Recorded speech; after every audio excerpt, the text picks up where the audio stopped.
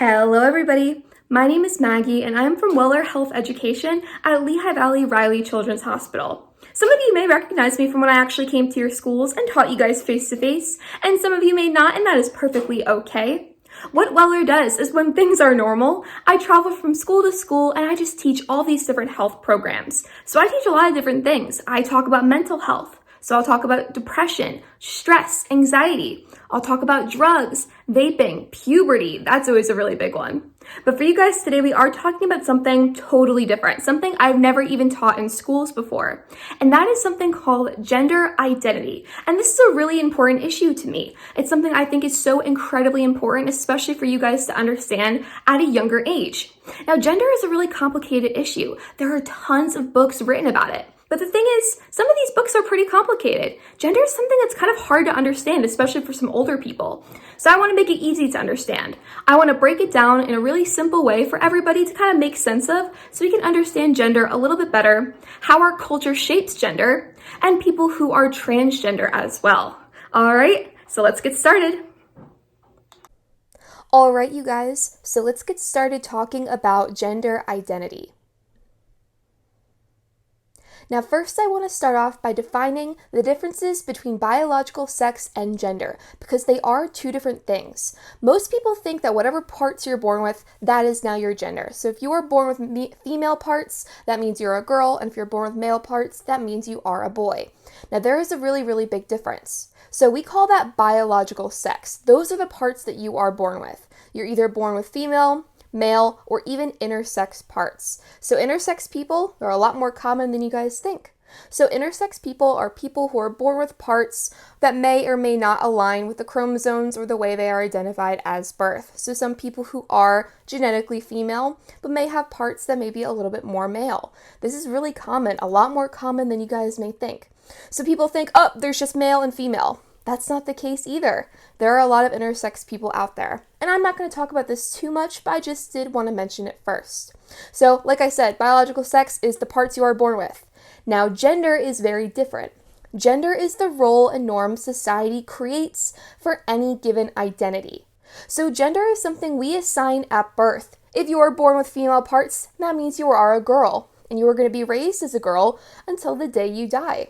So think about how it works when somebody gets pregnant. So when your mom, your aunt, your cousins, when somebody you know gets pregnant, think about the colors they use at a baby shower. If that person is expecting a girl, they're going to make it all pink. People are going to buy them little dresses or girl toys. And if the woman is expecting a boy, it's most likely going to be blue or green or even yellow sometimes. And they're going to get them kind of boy-themed gifts.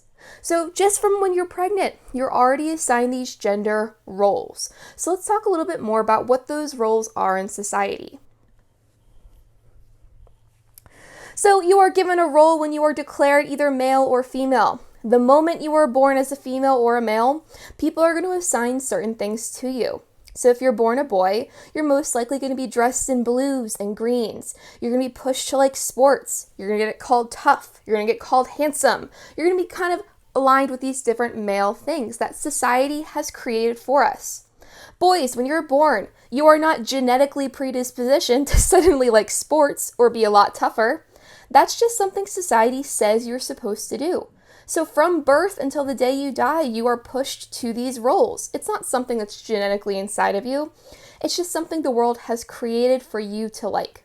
Same thing with females. Girls, when you are born, you're going to be dressed in pink and purple. You're going to be dressed in a skirt or a dress. As you get older, you're going to start to wear high heels, wear makeup, push to things like dolls or liking to cook. You'll get called princess or beautiful and be called a lot more delicate than you would boys. This is something society does to all of us. Society pushes these things on us, and it may differ from different societies, so different countries all around the world. But in the United States and most Western societies, this is something that people really push for boys and girls. It's not something that's in your genetics. You are not genetically created to like high heels or makeup, and you're not genetically created to like dinosaurs and sports. That is something society tells us to like. And you can definitely see this when you go out to stores. Think about when your parents are shopping at Target or Walmart and you guys go down to the toy aisle. Whenever I walk past the toy aisle, both aisles for girls and boys are very different. The girl aisle is filled from shelf to shelf with dolls and it is bright and pink. And the boy aisle is filled with like Legos and action figures and it's usually like a bluish or darker color. So you can clearly see how society tells us what to like. You are told to play with dolls or you are told to play sports. So we need to reject these roles. We need to say no. Just because I was born a girl doesn't mean I have to like these things. Or just because I was born a boy, I don't have to play sports. I may not be tough and you shouldn't have to act like a man. And ladies, you shouldn't have to act like a lady either. How many girls have been told that as growing up? I know I definitely was. If I ever crossed my legs or I kind of did something gross, my mom would always say, act like a lady. And my brother, if he was ever caught doing something not so manly, he would be told, hey, toughen up, act like a man. So we need to stop doing that. We need to stop assigning these roles to different genders. We should be able to do and act however we want. So if you're a boy, you should be able to wear pink, play with dolls, and girls, you should be able to wear blue and green, play sports, and act tough. Society created these rules for us, so now it's time that we break them. Now, gender is a spectrum. We choose to identify as male and female. We choose to be binary. But in reality, gender is a spectrum and it can be non-binary. So you are born with male or female parts, but you don't have to identify with those parts. Some people may be born with male parts but choose to identify as female. But you don't have to go either way. Some people choose to kind of meet in the middle as something called non-binary. Now, non-binary, I think it's just so cool. I think it's amazing people who identify as non-binary because you have no rules. You get to do and dress however you want. So people who are non-binary choose not to identify as a male or a female. They just are themselves. They just choose to be who they are. They don't have to be anything else other than that. And I think that's so amazing. And honestly, that's something we should all kind of consider in our lives. So you don't have to choose to identify as female or male either. Maybe you want to be in between male and non-binary or female and non-binary. It doesn't matter because this is all a spectrum and you can be anywhere you want. You can identify as anything you want. That's the beauty of the society we live in. Now, sometimes a person may be born a certain sex, so they may be born with male or female parts, but they feel that their gender identity is different. So somebody who's born as a female, and they're assigned to those female roles, and they're called a girl, and they identify as a girl as most of their childhood, but inside, they feel like really their identity is different. It's different from that sex they are born with. So what I'm referring to is somebody who identifies as transgender. Well, what does that mean? What is a transgender person? A transgender person is someone whose personal identity and gender does not match up with their birth sex. So I've been talking about how your birth sex and your gender identity are different. They're two different things, but kind of as a society, we think they're lumped together. So we have to kind of pick this apart for a second. We have to separate both of those in our minds. Now, a lot of people, we identify our gender with our birth sex, but not everybody does. There are some people who feel as if their gender identity is different from the sex they are born with. So an example of this is somebody who was born biologically male, and their parents raised them as a male most of their lives, but later on in life, they realize that that identity doesn't really match up with who they are inside. This person, even though they were raised as a boy most of their lives, they realized that actually they were meant to be a girl. They were meant to be raised as a girl. And that is something that they want to identify as now that they are a little bit older and realize the differences between birth sex and gender. This is somebody who is transgender. So that example I gave you was somebody who is transgender female. They were born as a male, but now they identify as a female. So they're a transgender girl or transgender female. People who are transgender may sometimes take hormones or get surgeries so their bodies match the gender they want to identify as, but not always. People think to be transgender, you suddenly have to get a ton of surgery, take all those hormones so you look like the gender you want to identify as. But not everybody chooses to do this. That part is a choice, choosing to get surgery or take hormones. Some people just choose to dress differently. They just want to dress as a girl or a boy. It just depends on their personal preference. But being transgender is not a choice. That is not something people choose. It's the way that they are born. It is something they truly feel deep inside. They know in their hearts they are meant to be a gender different from what they were born with. Now, I want to give you guys an example of how that may feel, because not everybody can understand that feeling. So I want you guys to think of the movie Freaky Friday, if any of you have seen it. That's one of my all-time favorite movies. I love that movie. So the summary of that movie, Freaky Friday, a young daughter and her mother end up switching bodies for a day. It gives them a little bit of different perspective of being a parent and being a teenager again. I want you to imagine that happens to you. You end up switching bodies with somebody of a different sex, somebody who's maybe your brother or a male friend or a girlfriend or your mom, just somebody who's different from you. Their gender is different from you. Suddenly you're in a boy's body, or suddenly you're in a girl's body for a whole day. That would feel really weird. So for me, I identify as a girl. What if I were to suddenly switch bodies with my brother? I was to wake up tomorrow and I would suddenly be in this boy's body. I would know in my heart that was not right. I was in the wrong body. I wasn't meant to be in my brother's body. I was meant to be in my body. I was meant to be in my girl body. I knew deep down in my heart that that was wrong. So that is how somebody who's transgender feels. They feel like that all the time. They feel kind of locked in this cage. They feel like the body that they're in is not the right one. So that is somebody who's transgender, and it is a real feeling. A lot of people don't take it seriously, but we need to start taking it seriously. Having this conversation, understanding the difference between gender and birth sex, and how somebody can feel when they're transgender. So there's a lot of confusion and misconceptions about being transgender. A really big one I hear very often is, does that mean if someone is transgender, they are gay? That is false. That's a big false. Just because you are transgender does not suddenly make you gay or make you attracted to somebody of a different sex. Gender and sexuality are different. This is something I want to make very, very clear.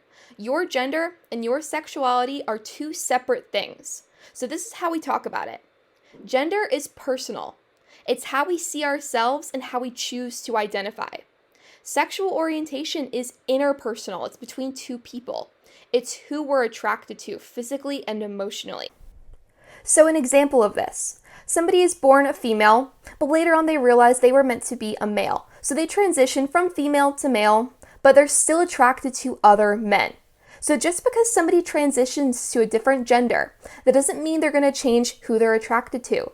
Some people who transition to male are still attracted to other men, but maybe they're also attracted to females as well. It doesn't matter, because gender and sexuality are two different things, and both of them are not a choice. It's just who we are. Some people actually are identifying as a different sex, and some people are actually attracted to somebody different than they're expected to be. It's not a choice, and don't ever let society tell you who you should be attracted to and how you should identify. So a lot of people wonder, well, what should I do if I meet someone who's transgender? What should I do? It's always a panic of how should I talk to them? How should I address them? Guys, it's actually really, really simple. Treat them the same as everyone else. So if somebody in your class is transgender, just treat them like you would anybody else. The only thing that you have to do any different is ask them about the pronouns they would like to be called and make sure you use the pronouns they tell you. So if somebody is a transgender male, maybe ask them about their pronouns. Ask them, hey, how would you like to be called? If they tell you, I would like to be my pronouns are he and him, then use those pronouns. So say, he likes to go snowboarding, and that's him over there. Those are the pronouns they want to use. Not everybody wants to use he, him, or she, her. Some people just choose to go by they. And everyone thinks, oh, that's so complicated. How am I ever going to know? It's actually a lot more easier than you think. And actually, you do it a lot more than you realize. Think about if you're looking at somebody's name on a piece of paper. So for example, my coworker's name is Jordan. And the first time I saw Jordan's name on a piece of paper, I was like, oh, I don't know if this person is a boy or a girl. So when I wrote an email about the Jordan, I just said, Jordan will be at the meeting tomorrow. They'll see you there. We do that a lot more often than we realize. If we don't know what somebody's gender is, we actually use they without even thinking. And let's start making pronouns something very normal we use in conversation. So to help somebody who's transgender feel a little bit more comfortable, why don't you use your own pronouns first? So for me, when I go into a classroom or I meet somebody for the first time, I always tell them my pronouns. I say, hello, my name is Maggie, and my pronouns are she, hers. This way, if somebody is transgender, they can feel a little bit more comfortable to tell me theirs. So let's make this a normal thing. So when you meet somebody for the first time, tell them your own pronouns, and maybe they'll tell you theirs back. Another thing we need to do when somebody's transgender, and honestly the same as we would use with anybody else, never exclude, bully, or use hate speech to someone who is transgender or just anybody in general. This is a really terrible thing to do, and I really despise people who choose to use hate speech or bully anybody who is transgender or identifies different from you. It is not their fault. It's the way they're just trying to be. They have no control over their identity. So we should never bully or exclude somebody for just trying to be who they are. And you can get into a lot of trouble. If you are found using hate speech or bullying somebody who is transgender or just anybody, you can get into trouble at school. So let's never do that. Let's try to treat other people with kindness and treat people with equality. And finally, another thing we should do if somebody is transgender, keep personal questions to yourself. I know our first instinct is to ask a million different questions, but some of those questions can be very personal. And maybe this person who is transgender is just not ready to talk about it, especially in public. Someone who is transgender has no obligation to share their transition story with you. You wouldn't just go up to somebody and ask them about the parts that they have in their pants. That's really rude, and it's a really personal thing that we would never do. But a lot of people find the need to do that to people who are transgender. So keep personal questions to yourself and think twice before you ask them. If the person who is transgender is ready to talk about it, they will. They'll share those things with you on their own terms and when they're ready, not just because you asked. Now, if you're someone who's watching this and you're questioning your gender identity, number one, consider talking to a counselor about what you're feeling. Sometimes it's really, really difficult talking to our friends and family about our gender identity because most people don't really understand it. Counselors are trained in this type of thing, and there's actually counselors who specialize in people who are questioning their gender. So honestly, really, really consider talking to a counselor first before you even talk to anybody else. They can guide you through this whole process and help you find the words and the ways to talk to your family members and friends about coming out about being transgender. Next, try to find a support system. It's a really, really difficult thing coming out to family and friends about being a different gender than the way you were born with. It's a hard thing to do, and most people really struggle about it and are actually scared to do it. So try to find a support system if you can. Find somebody in your life who you trust, like your friends, family, classmates, or even a teacher you really trust. It's going to be so much easier to have somebody by your side and have your back through this process. Next, come out on your terms. There is no pressure to come out at any point just because somebody is telling you you should. Do it when you feel like you're ready. So don't feel pressure of suddenly, I decided today that I'm transgender, I have to come out tomorrow. Wait a little bit, think about it, and do it on your terms when you're ready, not because somebody told you so. Don't be afraid to experiment with different names or clothing. This time in your life is the best time to experiment with these different identities. So maybe try dressing differently, try doing your hair differently, or choosing to go by a different name.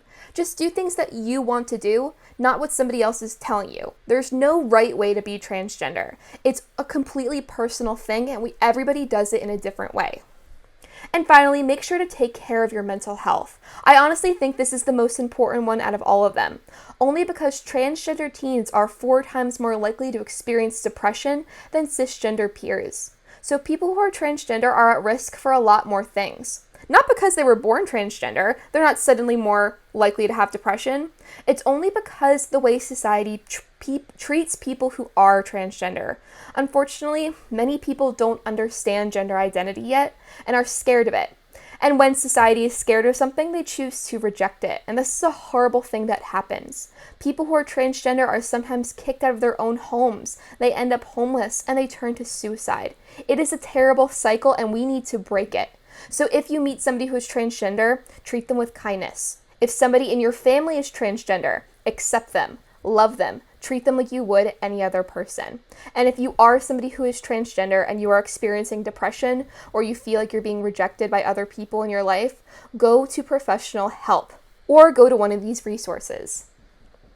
So here are some very important resources for honestly anybody who is having a tough time, for anybody who is questioning their gender, or is maybe even questioning their own sexuality. So the number one is the suicide hotline. So if you are somebody who is considering suicide or is depressed, please call this number right away. There's also the Trevor Project, which is honestly one of the number one resources for the LGBTQI community. TeenCentral.com is an amazing place where you can talk to other teens your own age about your experiences with depression. Transequality.org or the Trans Lifeline for people specifically who are transgender. Really consider using these resources if you are struggling or you're having a tough time at home. Alright, you guys, thank you so much for watching. Honestly, this may have been one of my favorite videos to make just because this is something most people don't understand, and I wanted to break it down in really easy terms for everybody to get. So if you are somebody who is transgender, gay, straight, bisexual, whatever you are in the LGBTQIA spectrum, be out, be proud, and treat others with kindness and love. Happy Pride. Thanks for watching, you guys. Hope you have a great rest of your day. Bye!